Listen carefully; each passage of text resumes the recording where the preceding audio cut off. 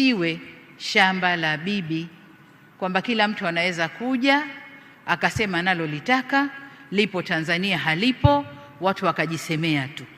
Lakini la pili, tumeanza kuona mtiririko au mwenendo wa wanaharakati ndani ya region yetu hii kuanza kuvamia na kuingilia mambo yetu huku. Sasa kama kwao wameshadhibitiwa, wasije kutuharibia huku.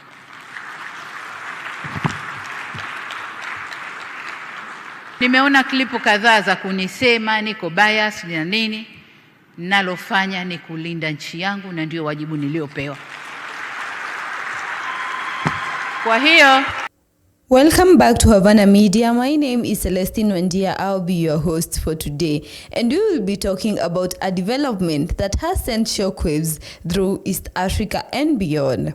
Tanzanian President Samia Suluhu Hassan has enforced an indefinite ban on social media platform X, formerly known as Twitter. We all know there has been drama unfolding about this. The government has justified this move by citing national security threats and rapid spread of misinformation. However, this explanation has been met with widespread criticism, with digital rights groups, opposition voices, and regional observers calling it a blatant attempt to suppress free speech, control the narrative, and tighten the government's grip on power in a country where social media has become a crucial tool for civic engagement, activism, and accountability. This reminds me of Kenya back when people were protesting about the finance bill, and digital creators who were actively protesting, they would be arrested and tortured because of fighting for their rights. Many Tanzanians and international commentators are now openly questioning President Suluhu's leadership style, accusing her of showing signs of dictatorship. And Twitter has been boiling to a certain point because people were using images of her in a casket. This comes after Samia had given a statement where she said that other countries should stop interfering in Tanzanians' internal affairs and mind their own business. This comes after Hanifa Willy Motunga had gone to Tanzania for Tundu Lissu's hearing. He was being taken to court for allegedly misinforming the public, and they were detained at Julius Nyerere Airport and deported back to Kenya. It also happens that Martha Karua had also been deported back to Kenya by Tanzania. They are just deporting Kenyans and active za wizara, whether ndani makao makuu au kwenye mabalozi, tutakuwa na hayo madashibodi, tutapata kuona. Ni waombe katika matamko yanayotoka, ni vyema wizara na vyombo vyetu vya ulinzi na usalama mkajibu kwa haraka, mkachukua hatua za haraka, aidha kutoa ufafanuzi, kukanusha, au kama ni la kweli kukubaliana na kuchukua hatua za kurekebisha. Lakini tusiwe shamba la bibi, kwamba kila mtu anaweza kuja akasema nalolitaka, lipo Tanzania halipo, watu wakajisemea tu. Lakini la pili, tumeanza kuona mtiririko au mwenendo wa wanaharakati ndani ya region yetu hii kuanza kuvamia na kuingilia mambo yetu huku. Sasa kama kwao wameshadhibitiwa, wasije kutuharibia huku.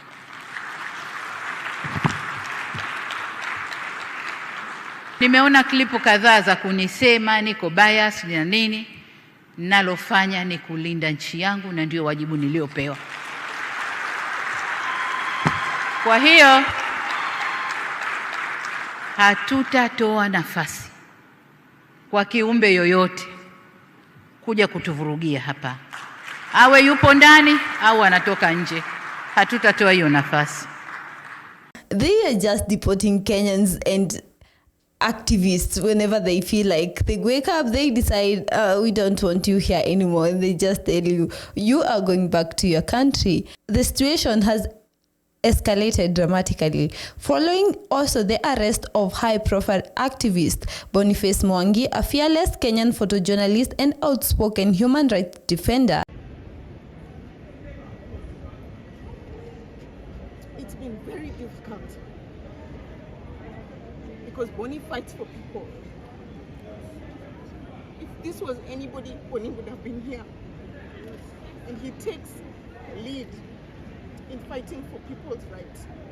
So for his rights to be violated in this way, it is completely unfair. He fights for people all over the world. So it's not fair that they are holding him, whatever they are holding him for.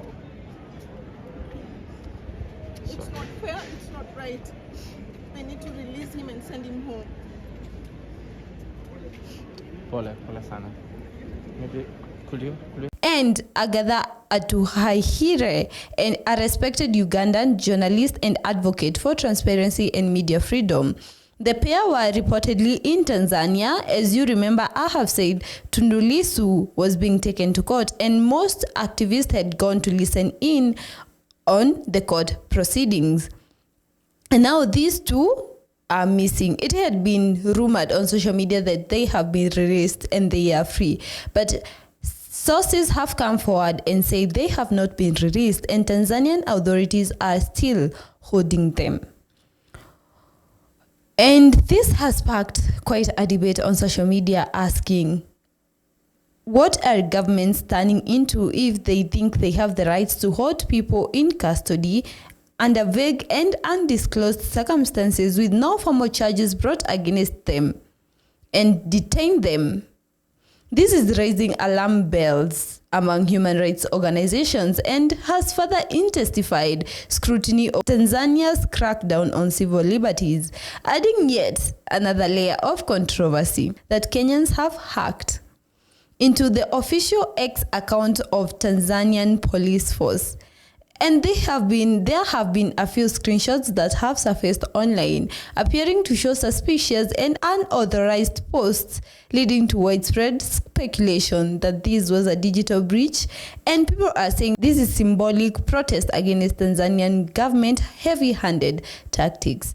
However, the Tanzanian authorities are saying they are investigating the matter to see who was involved, and those that are spreading misinformation, especially about Samia Suluhu's health, are going to be looked for and arrested upon being known. This unfolding crisis has significantly heightened regional tensions. Citizens in Tanzania are now facing limited access to digital platforms that are used for communication, advocacy, and grassroots mobilization. People are saying the coming days will reveal whether President Suluhu's administration chooses the path of accountability and reform or continues down a road marked with repression, censorship, and regional isolation. Remember also, Kenyans, we were here sometime last year and people are not forgetting this. And as the East African community, we have come so far to a point where we have a passport that says East African community. And to see this happening, countries divided at crossroads, is bringing a lot of attention, and people are looking to see how this is going to unfold. This has been Havana Media, and I have been your host, Celestine Wendia. Subscribe to the channel for more deep coverage on the matter and more updates. Thank you for watching.